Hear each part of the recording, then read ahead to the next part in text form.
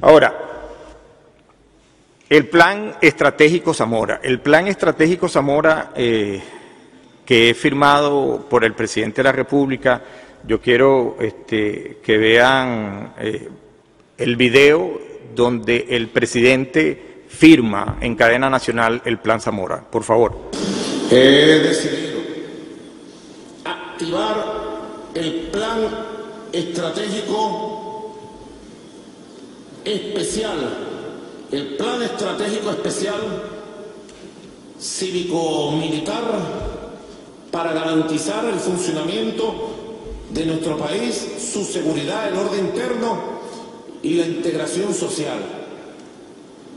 Plan Zamora que me ha sido presentado por el Comando Estratégico Operacional de la Fuerza Armada Nacional Bolivariana. Atención a los jefes de Ready que me escuchan. Les habla su comandante jefe. Atención a los jefes de SODI. Inmediatamente debe ser activado el Plan Zamora en su primera fase verde. Activar la fase verde del Plan Zamora para derrotar el golpe de Estado, la escalada de violencia y garantizarle la paz a Venezuela, a toda Venezuela.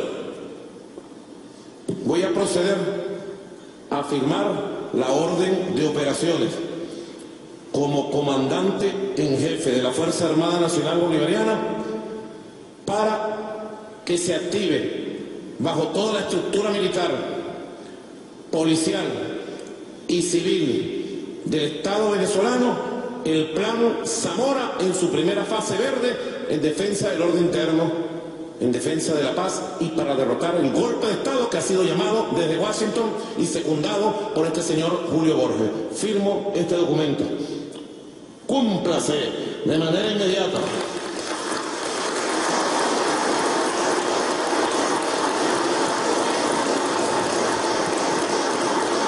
Plan Zamora.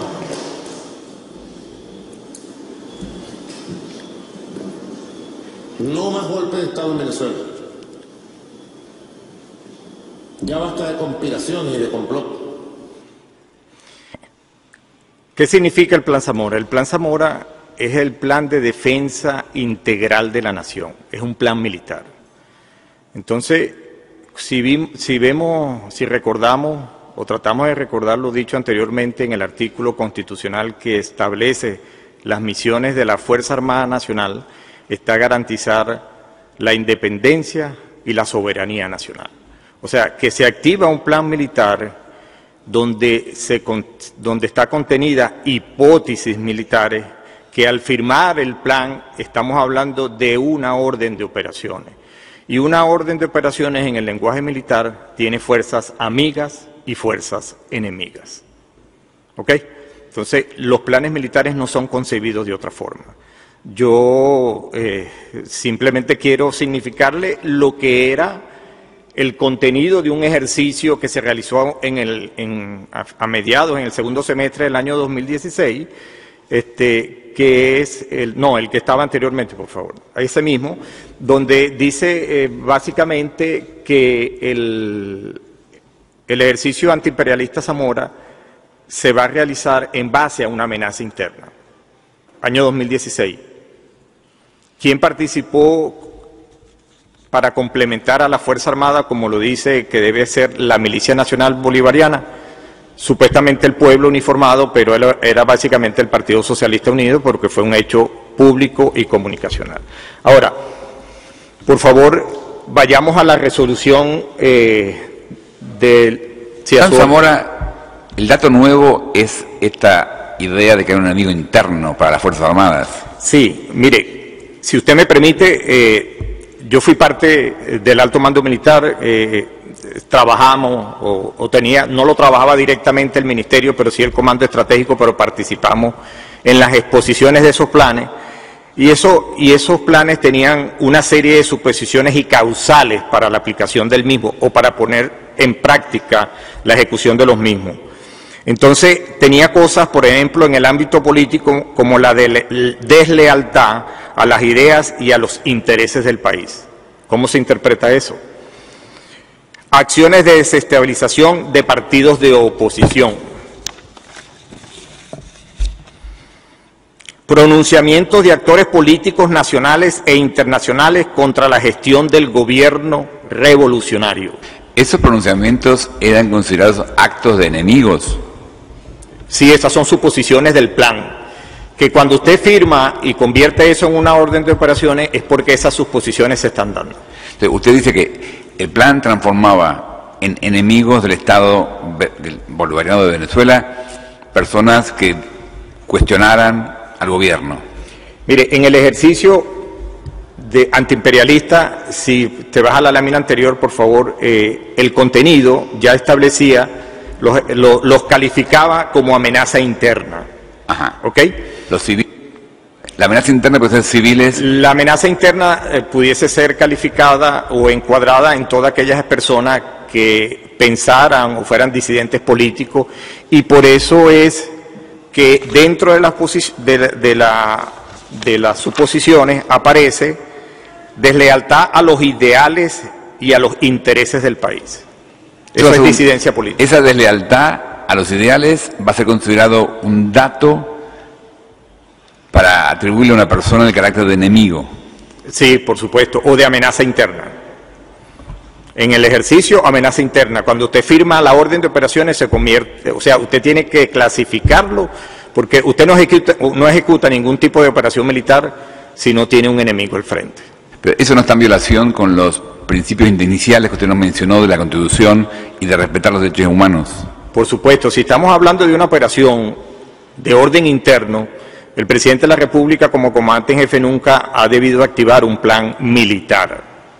Usted activa solamente un plan militar y sobre todo el plan de defensa integral de la nación cuando está dada la posibilidad de que esté amenazada la posibilidad de garantizar la libertad y la soberanía nacional e incluso la integridad del espacio geográfico venezolano. Y en mi opinión, en Venezuela durante este año nunca estuvo amenazada, a menos cuando el presidente Trump consideró la posibilidad de la utilización de la fuerza militar en contra de Venezuela, pero no antes. Y recordemos que el plan Zamora fue activado en el mes de abril por cuestiones netamente políticas. ¿Nos puede explicar los detalles de este plan? Bueno, el plan, como le dije, un plan tiene suposiciones. Dentro de las suposiciones se colocan todas aquellas denominaciones que en caso de materializarse pudiesen dar a la posibilidad de activar, o sea, de llevar el plan de un papel escrito a una ejecución física en el terreno de una orden de operación militar. En una operación militar usted tiene una misión, tiene un objetivo. En este caso en particular el presidente la denomina evitar un golpe de Estado o mantener el orden interno o garantizar la paz y la seguridad de la nación con un plan militar, pero en la ejecución de un plan usted realiza, porque en la planificación militar usted evalúa un enemigo. Se saca básicamente las posibilidades, lo que llaman el poder relativo de combate, y se determinan las posibilidades o no que tenga ese enemigo de obtener éxito en lo que uno o el presidente a través de la ejecución del plan o de la emisión del plan haya determinado como la mayor posibilidad que tiene el enemigo de obtener su objetivo. O sea, cuando usted pone en actividad un plan militar para la ejecución de orden interno, usted tiene que tener un enemigo al frente sobre el cual conocer y planificar una operación militar para evitar que ellos logren su objetivo. Ese es el plan Ezequiel Zamora. De acuerdo a la Constitución, para las operaciones de orden interno no debería. ¿Okay? Ahora, cuando usted convierte al teatro de operaciones, a Venezuela en un teatro de operaciones, y hay una directiva emitida por el Ministerio de la Defensa en el año 2015, donde se habla del uso proporcionado y diferencial de la fuerza hasta llegar al uso del arma de fuego si es necesaria. O sea, usted deja una serie de puertas abiertas en la posibilidad de la interpretación durante la ejecución de los efectivos de manera individual durante ese tipo de actividades. Y por eso vamos, si quieres, vamos un momentico a una lámina que no era la lámina donde está el Guardia Nacional disparando desde la estación de gasolina, que tiene que ver básicamente con la explicación que iba a hacer de la resolución. Mire, ahí está la resolución, está señalada hasta llegar al uso del arma de fuego, y entonces da la posibilidad de que funcionarios militares puedan hacer eso durante operaciones de orden público. Por favor, acá.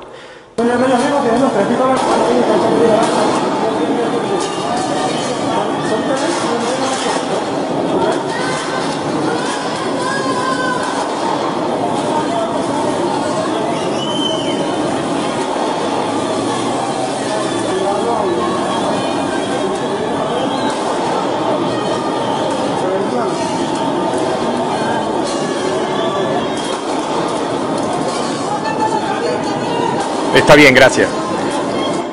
Ahí básicamente se ve la interpretación por parte del funcionario y la interpretación de manera individual de la posibilidad de utilizar el arma de fuego como último recurso. En esa lámina se materializa el contenido y las posibilidades que tiene un funcionario en actividades de orden público de actuar.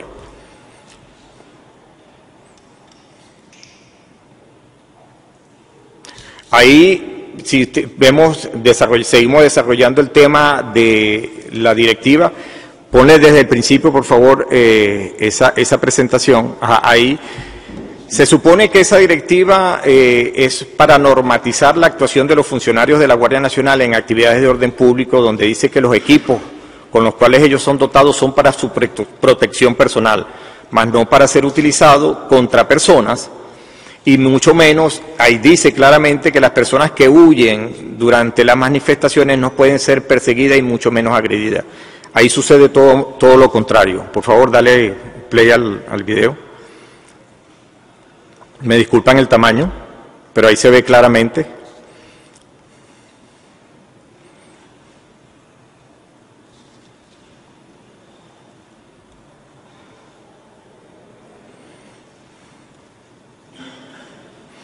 Ok, gracias. Entonces, vayamos nuevamente o voy a tratar de retomar el orden de la exposición. ¿Qué pasa cuando el Tribunal Supremo de Justicia emite las sentencias 155 y 156, que la fiscal general se pronuncia y afirma que hay la ruptura de un hilo constitucional, la ruptura del hilo constitucional que provoca que la oposición política y las personas de manera individual salgan a manifestar a la calle? Bueno, se produce como consecuencia de esa sentencia la activación por parte del presidente de la República como jefe del CODENA, que el CODENA es el Comité de Defensa Nacional, para provocar o emitir un exhorto al máximo tribunal de la República. El CODENA no tiene competencia para ese tipo de actividad. Emite un exhorto, el Tribunal Supremo de Justicia suaviza la sentencia 155-156, pero ya la gente estaba en la calle. Como consecuencia, el presidente activa el Plan Zamora. Ya pasamos la lámina de lo que significa el Plan Zamora. Ahora, ¿cuál es la estructura de mando una vez activado el Plan Zamora? El Plan Zamora cambia la estructura de mando y pasamos de una estructura que, como vimos en el contenido de la ejecución, es responsabilidad del Ejecutivo Nacional y es de carácter civil, a una estructura netamente militar.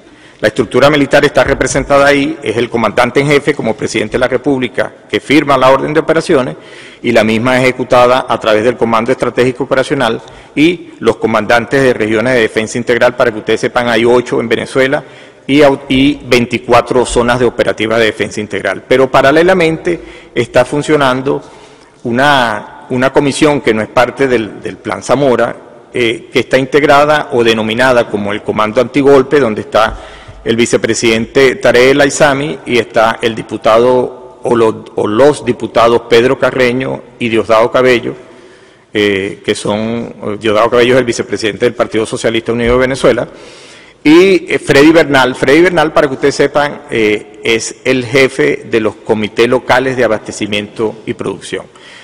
Quiero recordarles que en el mes de mayo, en el mes de mayo del 2016, el presidente emite un decreto. El presidente ha ido gobernando a través de decreto de emergencia desde el 2015. Ese decreto de emergencia del 2016 tiene una particularidad. Si me puedes colocar el decreto sería importante para que ustedes lo lean físicamente. Él le da competencias a los comités locales de abastecimiento y producción, a las organizaciones comunales, le da competencias en la participación de actividades de orden público y de seguridad nacional en coordinación con las Fuerzas Armadas Nacionales, y también con las policías nacionales y estadales. Eso no tiene ningún sentido tomando en consideración que los comités locales de abastecimiento y producción son unidades logísticas para la distribución o producción de alimentos. Y cabe destacar que en ese comando antigolpe uno de los integrantes es el jefe o el director o el presidente de los comités locales de abastecimiento y producción, llamados CLAP. ¿Ok? Un par de preguntas sobre ese tema. ¿Este comando antigolpe está en el Plan Zamora o es un organismo informal que ejerce autoridad? No, el comando antigolpe no es parte del Plan Zamora, no es parte de la estructura militar. ¿Y de dónde viene su autoridad formal? Bueno, se la da el presidente de la República, así como se la ha podido dar por decreto a los comités locales de abastecimiento y producción que no la tienen por constitución. Se creó el comando antigolpe ante la suposición de que estaba en marcha un golpe de Estado, y esos son sus integrantes. Okay. Yo quiero señalar que el comando antigolpe planificaba las operaciones o hacía sus reuniones y planificaba sus operaciones, como lo decía el diputado Diosdado Cabello, en el Comando Estratégico Operacional. De esa planificación o de esas reuniones se emitían órdenes para la ejecución de las mismas al Servicio Bolivariano de Inteligencia Militar, de Inteligencia Nacional, y al Comando Nacional Antisecuestro, al CONAS. Y esas operaciones muchas fueron visibles, como lo que sucedió por varios días en los llamados edificios de Los Verdes en el Paraíso, y lo que sucedió cuando fue visitado un edificio en Altamira y fueron detenidos algunos personeros políticos de la oposición que se encontraban reunidos. Usted dice que este comando antigolpe también ordena operaciones militares. Absoluto. ¿Ese comando antigolpe integrado por estas personas decide actividades? No, yo no las llamaría militares, las llamaría policiales. Sí. ¿Qué actividades puede describirnos? ¿Qué tipo de actividades decide? Bueno, básicamente, por ejemplo, ellos pueden recibir información, ellos le llaman cooperantes, pero son simplemente fuentes o órganos de búsqueda que suministran información que ellos pueden procesar, y en base a eso, por una clasificación que no la conozco, ellos determinan la realización de operaciones policiales en sectores particulares, como el caso específico de Los Verdes, donde fueron allanados una serie de apartamentos sin ningún tipo de orden judicial, fueron destruidos vehículos, pero también se materializó a través de la actuación del SEBIN en ese apartamento en Altamira. Esa es básicamente la materialización de lo que se planifica en el comando antigolpe. ¿Y cómo ahí actúa el sistema judicial? ¿El sistema judicial no supervisa, controla o no provee garantías a esas personas, a las personas que son víctimas de estas actividades?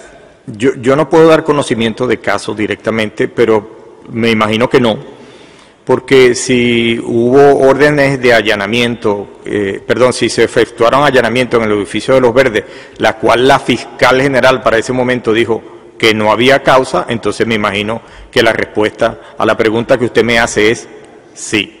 No hay conocimiento, es un organismo que actúa de manera imparcial, sin el conocimiento del Ministerio Público.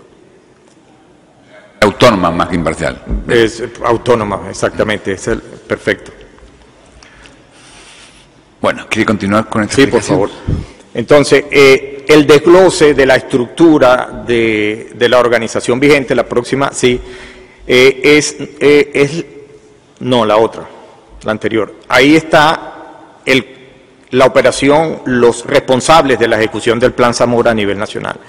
Tenemos el Comando Estratégico Operacional, y el Comando Estratégico Operacional, a su vez, con la milicia como fuerza de complemento, pero también con los comités locales de abastecimiento y producción, y como ustedes van a ver al final, incluso con el Partido Socialista Unido, como lo dice el diputado Pedro Carreño en un video, que ya estaba siendo organizado como una milicia para complementar la fuerza en caso de que sean, la fuerza militar en caso de que sean necesarios su uso, disgrega la planificación y la ejecución de las operaciones desde el Comando Estratégico Operacional hasta las regiones de defensa integral, y debajo de las regiones de defensa integral están las zonas operativas de defensa integral.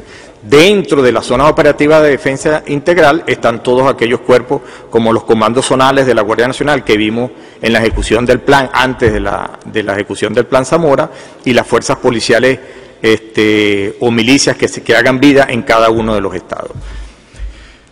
En la estructura, sigue, la estructura del informal del Comando Antigolpe es la que se ve ahí, y los órganos ejecutores son el CONAS y el SEBIN.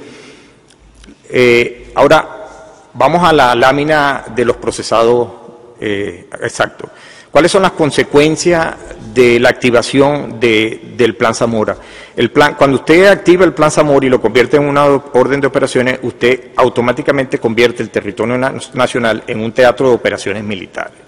Al convertir el teatro a Venezuela en un teatro de operaciones militares, da la posibilidad jurídica de la aplicación de la justicia militar. Al aplicar la justicia militar, nosotros como consecuencia podemos ver que en el mes de abril, de 148 civiles que se encontraban recluidos en cárceles militares, en el mes de agosto terminamos la estadística con 359 ciudadanos en cárceles militares. ¿Ok? Ahora, la próxima lámina. Yo quiero que vean bien esa lámina, porque en esa lámina hay un ejemplo de lo que estaba sucediendo bajo la posibilidad de aplicar la jurisdicción militar. Ese es un caso del 17 de mayo del 2017, del 13 de mayo, perdón, del 2017, y se puede ver que hay una serie de ciudadanos detenidos en punto fijo, donde la presunta comisión del hecho punible que queda bajo la jurisdicción militar es ataque al centinela, ultraje al centinela, y entre paréntesis le colocan guarimbero. El término coloquial guarimbero son aquellas personas que salen a manifestar a la calle y cierran una calle, ¿okay? Con la posibilidad de ser escuchado, etcétera, etcétera, etcétera. Esa calificación desde el punto de vista militar no existe. ¿Okay? Ahora, yo me quiero detener un momento ahí, porque si ustedes han seguido lo que ha sucedido en Venezuela, podemos ver que si hay personas más de 200 personas que están hoy recluidas en centros de procesados militares por una supuesta comisión del delito, después de la instalación de la Asamblea Nacional Constituyente, el presidente del Tribunal Supremo de Justicia y el defensor del pueblo para ese momento, Tarek William Saad, piden a la soberana Asamblea Nacional Constituyente que todas las personas que están recluidas y en procesos jurídico bajo la jurisdicción militar pasen a la jurisdicción ordinaria. ¿Qué significa eso? Jurídicamente es imposible, porque si la comisión del delito es netamente militar, no puede estar en conocimiento la justicia ordinaria. Lo que quiero decir básicamente que estas personas que fueron detenidas, posiblemente muchas de ellas no tengan causa militar, no tengan un hecho punible, simplemente sean retenidos o secuestrados temporalmente y estén detenidos en cárceles militares. Sigue, por favor. En conclusión, en Venezuela, desde el año 2016, de acuerdo a los indicadores, ya se estaba preparando la posibilidad de la aplicación del Plan Zamora, y por eso se practica. Por eso la necesidad de dar competencia a los comités locales de abastecimiento y producción o a organizaciones comunales afectadas al gobierno a participar o coordinar actividades de orden interno y de seguridad nacional con la Fuerza Armada Nacional Bolivariana. La necesidad o la consecuencia de la emisión de la sentencia 155 y 156, que después son modificadas pero logran el efecto deseado, que es la alteración del orden público en Venezuela por causas justificadas, le dio a pie a la posibilidad de la aplicación de un plan militar llamado Plan Zamora, por la posibilidad, de acuerdo al contenido de la Constitución, de que se viese vulnerado la posibilidad de que las Fuerzas Armadas pudiese garantizar la soberanía y la libertad de la nación. También esto trajo como consecuencia la necesidad supuesta del presidente de la República de ir a un proceso de asamblea, de la convocatoria de la Asamblea Nacional Constituyente, supuestamente con la necesidad de lograr la paz a través de ese procedimiento. En un país donde existe una división política y bajo la ejecución de un plan militar al que ya usted militarmente clasifica como enemigo a la disidencia política, llevar a cabo o convocar a la población a ejercer el derecho soberano a través del voto significa la posibilidad de que una parte de esa población, como lo dice la Constitución, nunca fue consultada, por lo cual fue un proceso electoral donde solamente una parte de la población pudo manifestar a través del voto esa posibilidad. ¿Okay? La aplicación o convertir el teatro a Venezuela en un teatro de operaciones permitió la posibilidad jurídica cierta de la aplicación de la justicia militar y por eso el incremento en las estadísticas de los ciudadanos detenidos en cárceles militares